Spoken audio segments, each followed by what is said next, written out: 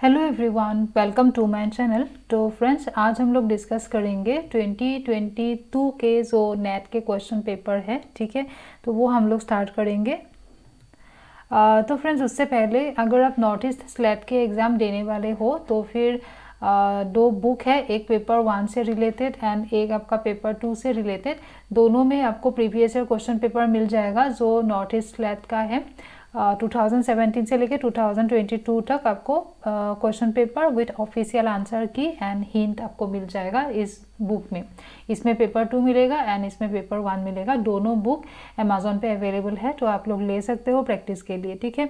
और बाकी जो लोग नेट के एग्ज़ाम देने वाले हो या फिर अदर स्टेट के सेट एग्ज़ाम देने वाले हो तो आप लोग भी प्रैक्टिस के लिए स्पेशली एजुकेशन वाला बुक ले सकते हो, ठीक है। क्योंकि नेट एंड सेट का एग्ज़ाम पेपर सिलेबस तो सेम ही है, तो इसीलिए प्रैक्टिस के लिए ये जो यहाँ पे जो भी क्वेश्चन है वो प्रैक्टिस के लिए आप लोग कर सकते हो MCQ के तरह, ठीक है। चलो फिर स्टार्ट करते हैं। तो आज से हम डिस्कस करेंगे नेट प्रीवियस ईयर क्वेश्चन, मतलब 2022 के जो क्वेश्चन पेपर है वो क्वेश्चन हम लोग 1 बाय 1 डिस्कस करेंगे। तो ये है फर्स्ट क्वेश्चन। इसमें दिया है कि अरेंज करना है आपको। देखो, आजकल जो नेट का एग्ज़ाम है तो अभी NTA वाले मेमोरी पे बहुत ज़्यादा फोकस कर रहे हैं। आप लोगों ने ध्यान दिया होगा, मेमोरी बेस्ड क्वेश्चन बहुत ज़्यादा पूछा जा रहा है, जो कि बिल्कुल भी अच्छी बात नहीं है ना। क्योंकि नेट का एग्ज़ाम तो थोड़ा नेट के एग्ज़ाम पे किस टाइप का क्वेश्चन देना चाहिए, अंडरस्टैंडिंग लेवल, एप्लीकेशन लेवल, इस टाइप का क्वेश्चन ज़्यादा होना चाहिए।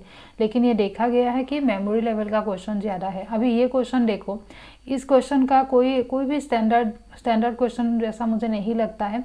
यहाँ पे पूछा गया कि इन लोगों में से ये जो इंडियन फिलोसोफर्स है, इनके ईयर ऑफ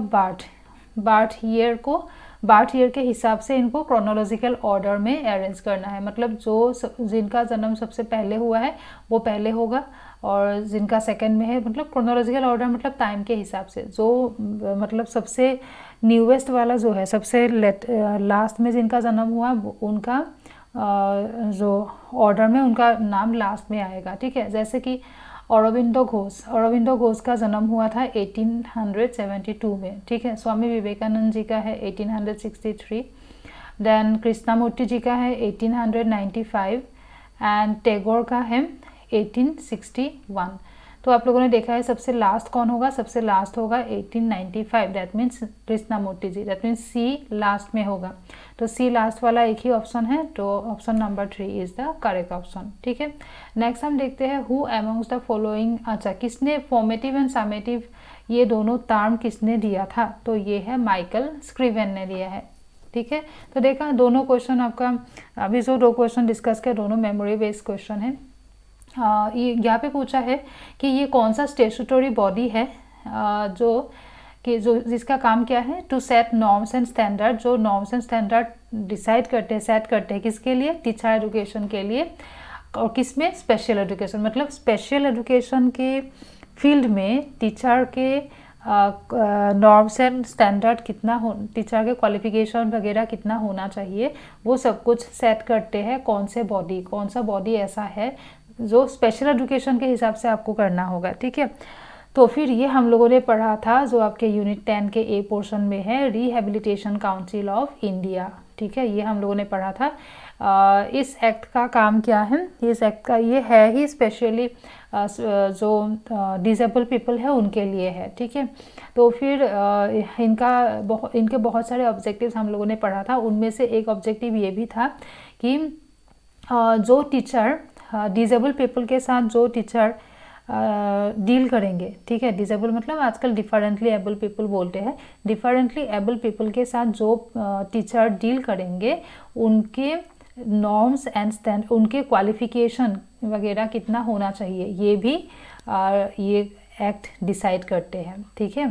तो इसीलिए इनका आंसर होगा ये।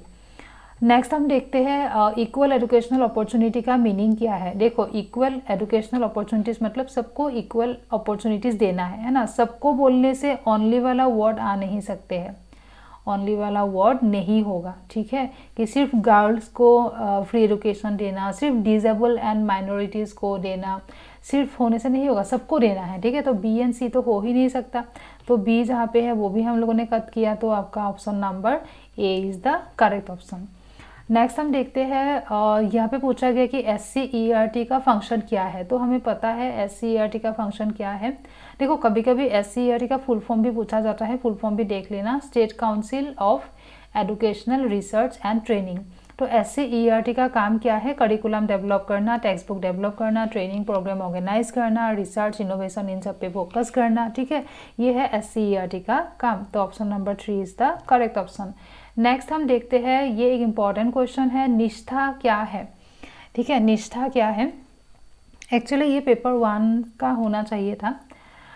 निष्ठा क्या है, तो फर्स्ट ऑफ ऑल निष्ठा का फुल फॉर्म क्या है। निष्ठा का फुल फॉर्म है national initiative for school heads and teachers holistic advancement, ठीक है।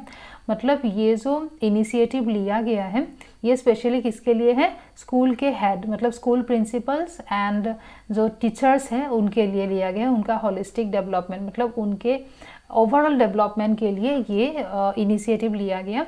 तो फिर उससे रिलेटेड जो यहाँ पे स्टेटमेंट है वो होगा इसका आंसर। तो आप देखो ये एक नेशनल मिशन है, ठीक है, इसका मेन एम क्या है, टू इम्प्रूव लर्निंग आउटकम को इम्प्रूव करना है एलिमेंट्री लेवल में, ठीक है।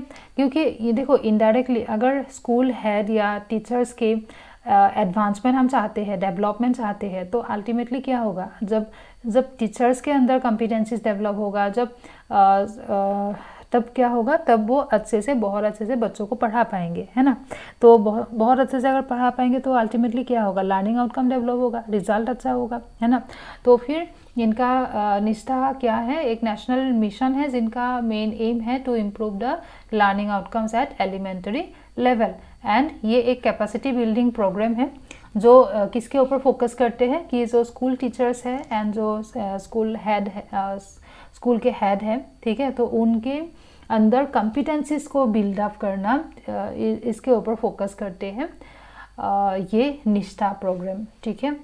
तो इसीलिए सी वाला ऑप्शन भी करेक्ट होगा। तो A and C is the correct option, that is option number 3 is the correct option.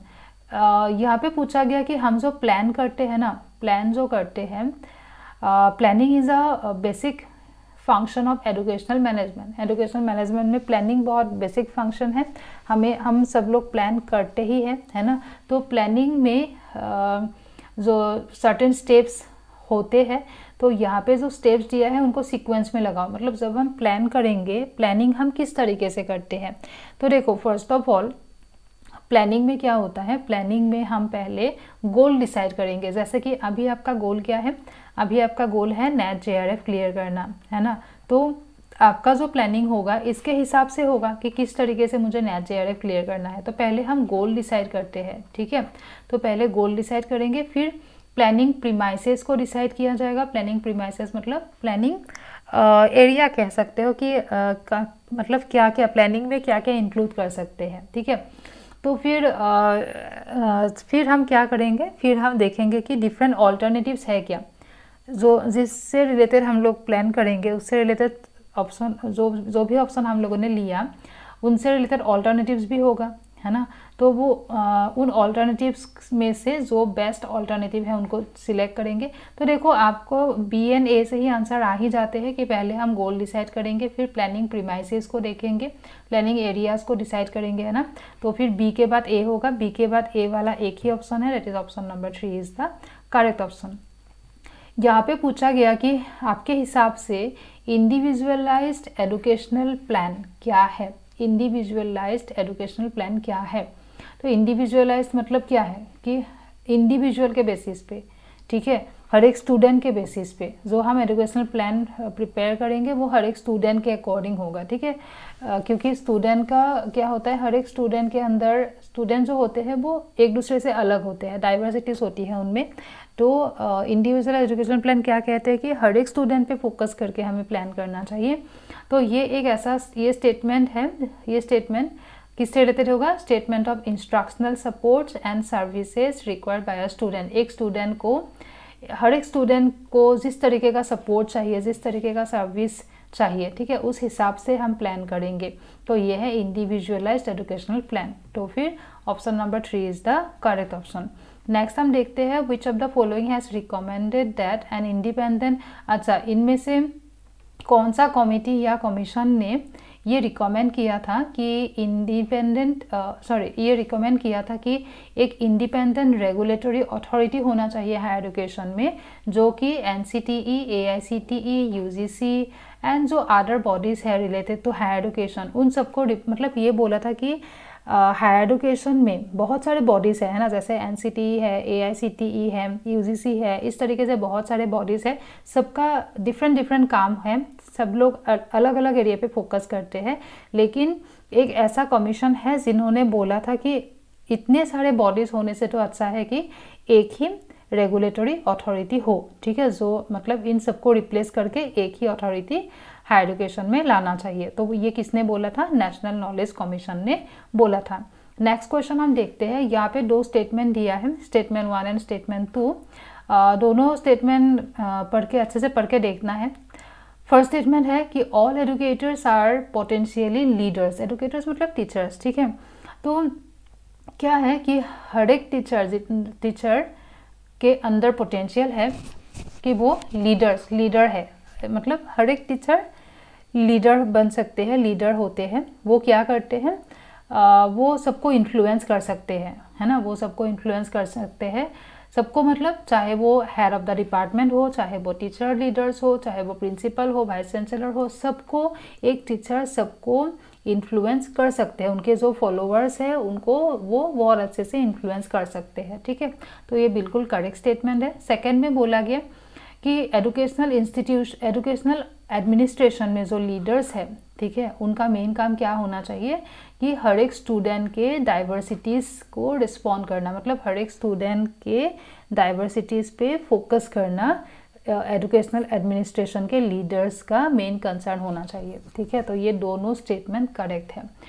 तो होप कि यहाँ तक आप लोगों को क्लियर हो गया होगा। नेक्स्ट क्वेश्चंस आज हम लोगों ने 10 क्वेश्चन डिस्कस किया, रिमेनिंग क्वेश्चंस कुछ क्वेश्चंस हम कल डिस्कस कर लेंगे, ठीक है। इसी तरीके से हम धीरे धीरे करके ये क्वेश्चन पेपर खत्म करेंगे। चलो फिर वीडियो अच्छा लगा है तो लाइक कर देना, शेयर करना अपने फ्रेंड लोगों के साथ, सब्सक्राइब करके रख देना चैनल को। मिलते हैं हम अपने नेक्स्ट वीडियो में। इसी तरीके से हार्ड वर्क करो, साथ साथ स्मार्ट वर्क करो, तभी सबको सक्सेस मिलना है।